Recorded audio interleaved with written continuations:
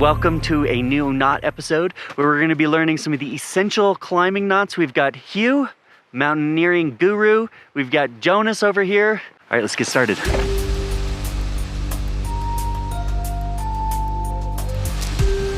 This is the alpine butterfly.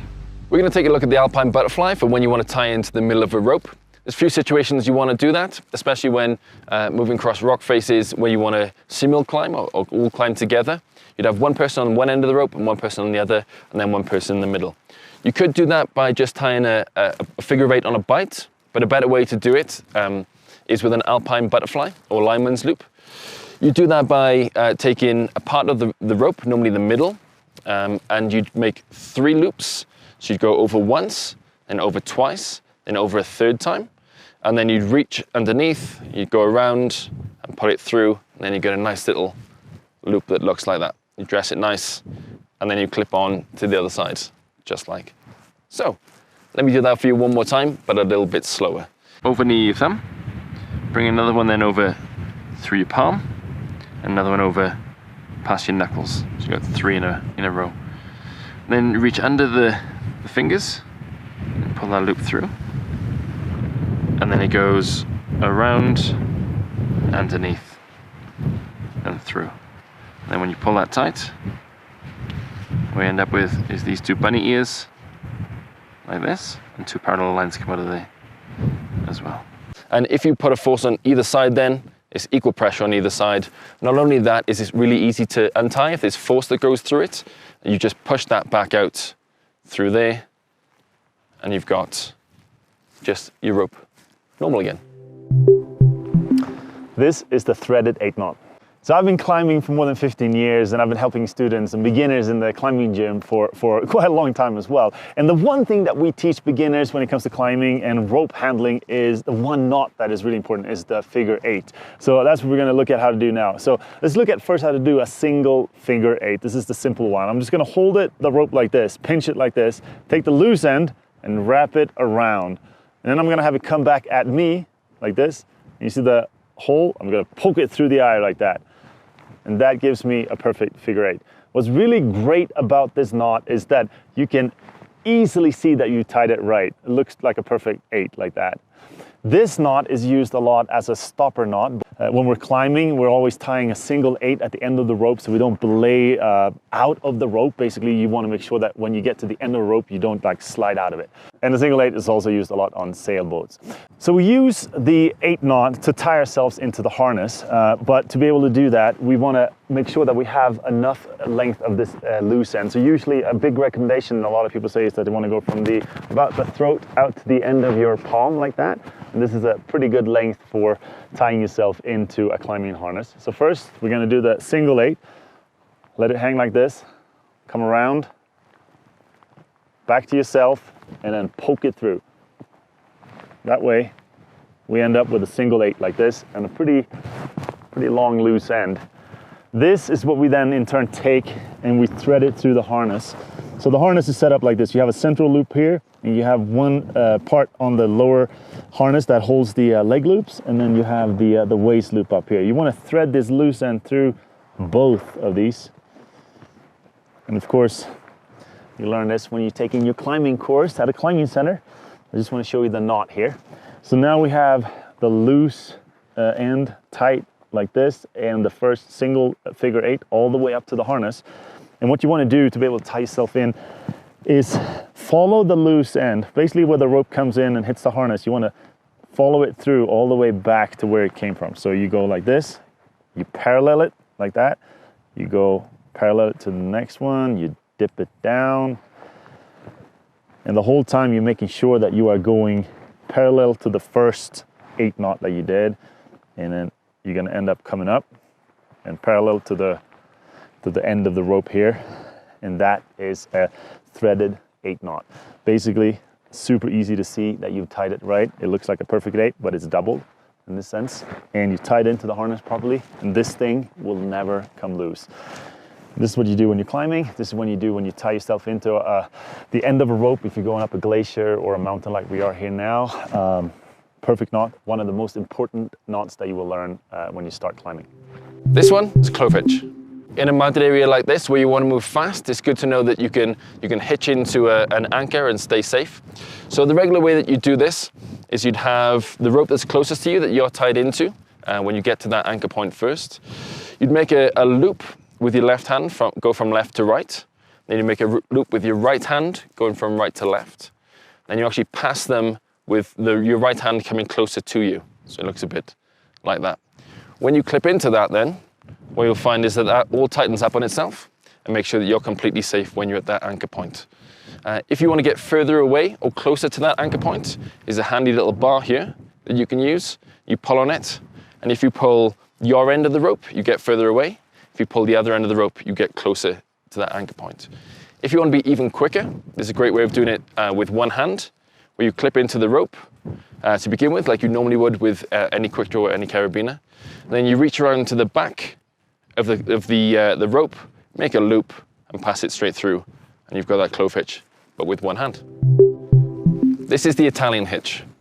If you find yourself in a position where you don't have a belay device to rappel, or if you want to move quickly and you want to bring your second person up without that belay device, then you can use a moving hitch called an Italian hitch or munter. It's very similar, it's kind of like a sister hitch to a clove hitch, but it moves, so you don't want to get them mixed up. Kind of the same way that you tie them. With the left hand, with the rope closest to you, you make a loop from left to right. And then with this part of the rope, you make from right to left. But instead of crossing them over, like you do with the clove hitch, you actually make another round trip with the right hand and bring them together.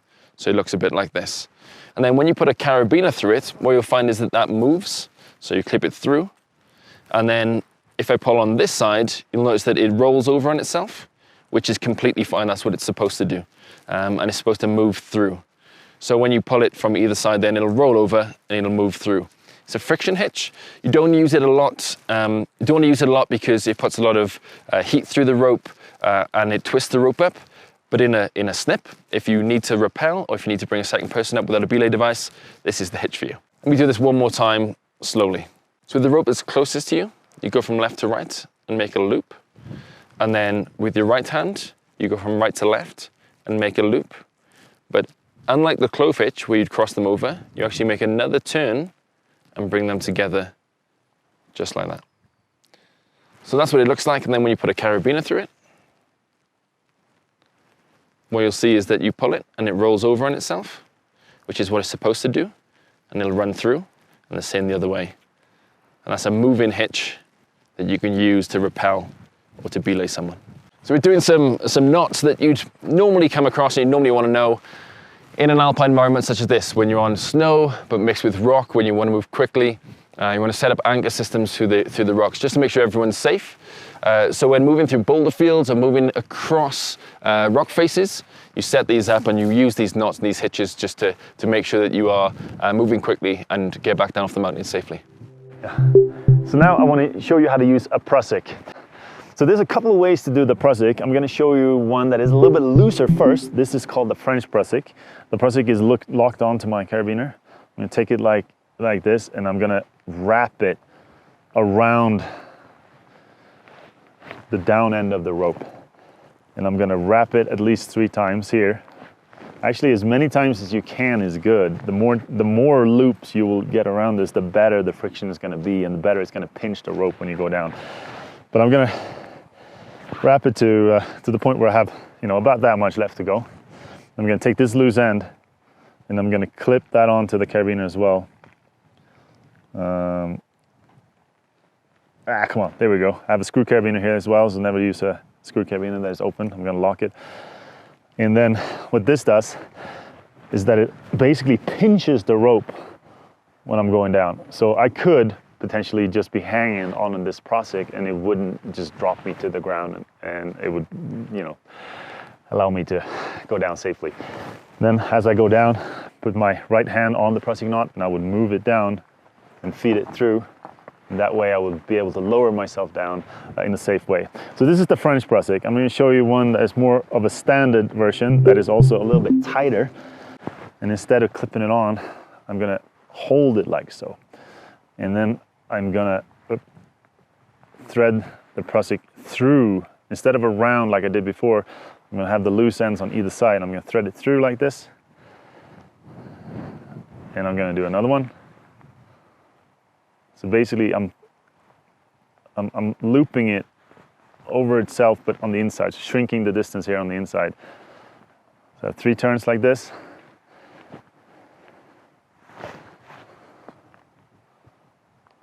Do one more.